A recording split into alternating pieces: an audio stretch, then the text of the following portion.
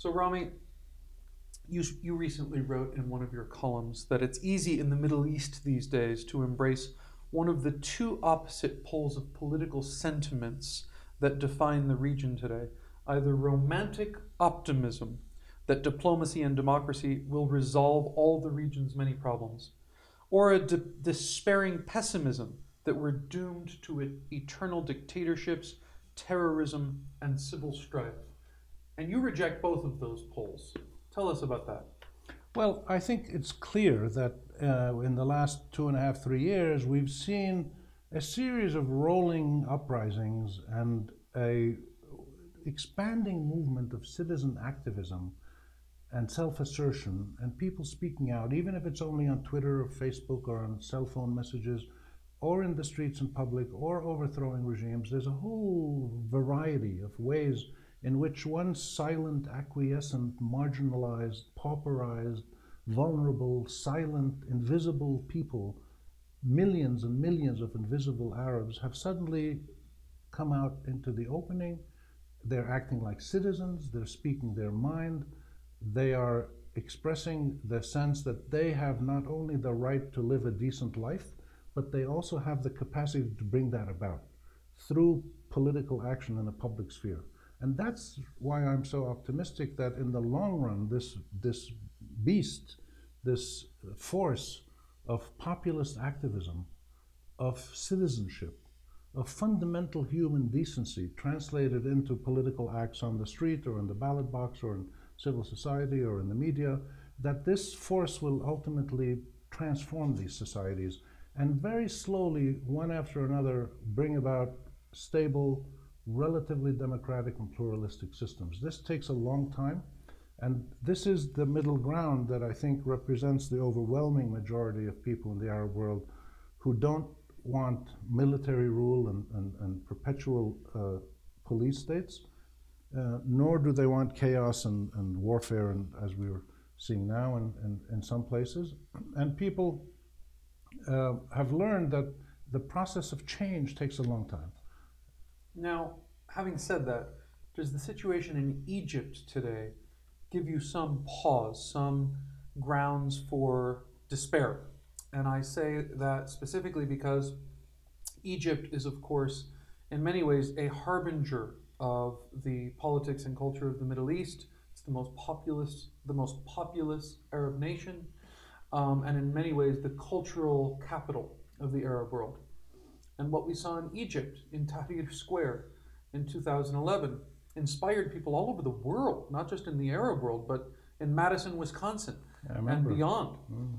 And yet, what we're seeing in Egypt, what we're seeing unfold in Egypt today, is in many ways perhaps a step backwards, some would argue, that the process of democratization is now being rolled back. And what seems most disturbing about it is not only that the generals are in charge, but they seem to have quite a bit of popular support from ordinary Egyptians. So what's going on in Egypt today, Rami? Well, what I see in Egypt actually, I think, affirms my fundamental sense of long-term optimism, in the sense that what I believe is happening is that the process of transformation from autocracy to democracy, from humiliation to legitimacy, that process takes years and years, and it's not a linear process. It doesn't go in a straight line. It zigs and zags. Well, we did a zig and now we're doing a zag. And in Egypt, we had the first round of transformation under the rule of the military with full popular support for that. People were very happy to have the SCAF oversee the first year. And if you go back to May and June 2012, there was enormous pressure in Egypt to get the army back into the barracks and turn over power to a civilian government. Well, that happened in June 2012. The Muslim Brothers had a year to work. They were a total disaster. They were incompetent. They were buffoons in many ways. They practiced a combination of incompetence and thuggery that was totally unexpected from them by most people. And they had a whole year, and they blew it. They screwed up royally. They did a terrible job. They weren't responding to improving people's lives. They weren't creating a democratic transition. They weren't generating a national consensus. In every single dimension of life, they failed, of political life. and therefore they got the pushback of the Tamarrud movement, and then the army came back. So we're now in sort of the phase 2 of the transition with the army overseeing it. I'm confident that the overwhelming majority of Egyptians are happy to have the army do this transition again, but they don't want the army to rule them forever. What about the crackdown, though? So the price of military rule in Egypt right now is that there's been a very violent crackdown, not only on the Muslim Brothers, where it started, but now we see that repressive state apparatus has expanded. And so it's going after liberals, it's going after secular groups, some of the very groups who supported the coup. Right, and I think the conclusion of that is that the military is capable of the same kind of thuggery and incompetence as the Muslim Brothers. That neither the military nor the Muslim Brothers have the capacity to be able to run a country. That's not what they're designed to do. They have great qualities in other spheres of life. They have huge support from many people in their societies. They have ability to achieve things in certain domains, but ruling a country is not one of them. And we're seeing the army again prove that when it has political power, it exercises it with a combination of extremism and incompetence, which is a mirror image of the incompetence of the Muslim Brothers. Now, the difference is, though, that after a year of Muslim Brotherhood rule, many Egyptians were really fearful. They couldn't get gasoline, they couldn't get electricity, they were running out of bread, they were finding security problems in their neighborhoods. People were really scared. And therefore, what we're seeing is a short-term, reflexive response of ordinary people saying, look, just bring the military back, bring things back to normal, and then let's continue our democratization. So there are priorities in people's lives. If you're on the street and there's warfare and shooting, your priority is to take care of your family before anything else. And Maslow's hierarchy of needs. Yeah, exactly. And so we're seeing this. Now, what we don't know about Egypt is those tens of millions of people who were out on the streets in the last 2.5 years, pushing back against the army, pushing back against the old guard Fulul, pushing back against the Muslim Brotherhood extremists. What do they want? We don't know that. This is fascinating, because the elections that have been held and the referenda that have been held were held under positions of unusual circumstances, under conditions of unusual circumstances, with exaggerated sentiments one way or another. We haven't had a normal referendum and normal election in a normal time in Egypt. So this is the big thing that we have to find out in the couple of years ahead. If this constitutional process goes ahead and they finish the constitution and they have a referendum and the elections and this and that, we will see, I think, in the next couple of years, more rational voting patterns by a much more experienced citizenry that has seen the consequences of voting emotionally for Muslim Brothers or accepting the army to run things, and in both cases finding huge dissatisfactions.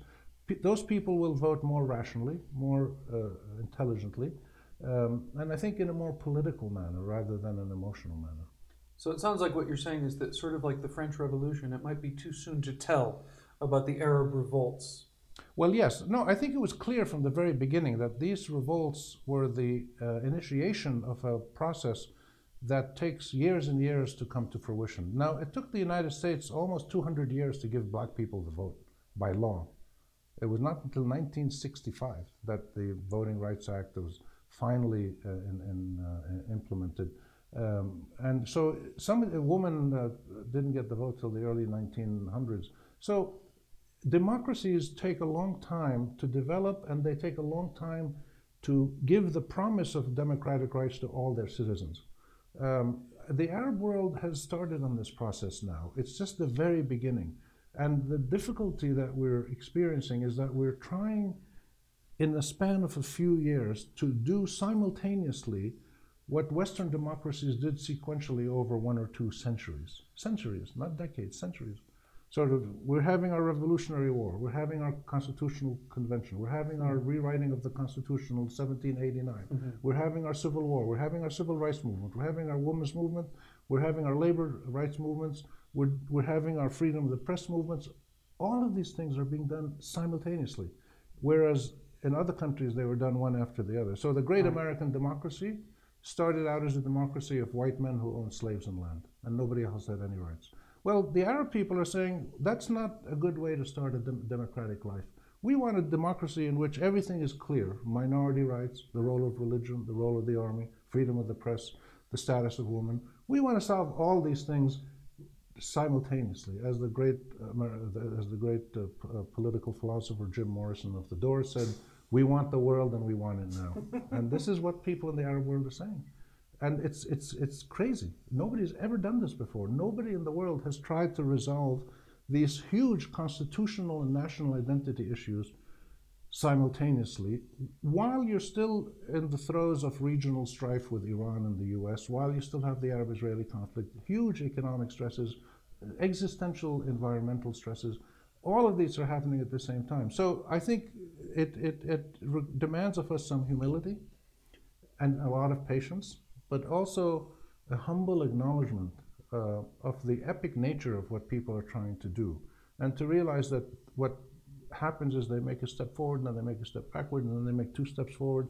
And as long as the process continues predominantly politically, democratically, constitutionally, and peacefully, and I think that's the case. The violent incidents are really quite few. When you go back over the last almost 3 years, they were sporadic, occasional incidents of violence, but the majority of the work that's been done has happened quite peacefully, sometimes chaotically, but that's what happens in the early years of democratic transitions. Rami, thanks so much for your time today and for sharing your insights with us. Thanks for having me. Glad to be with you.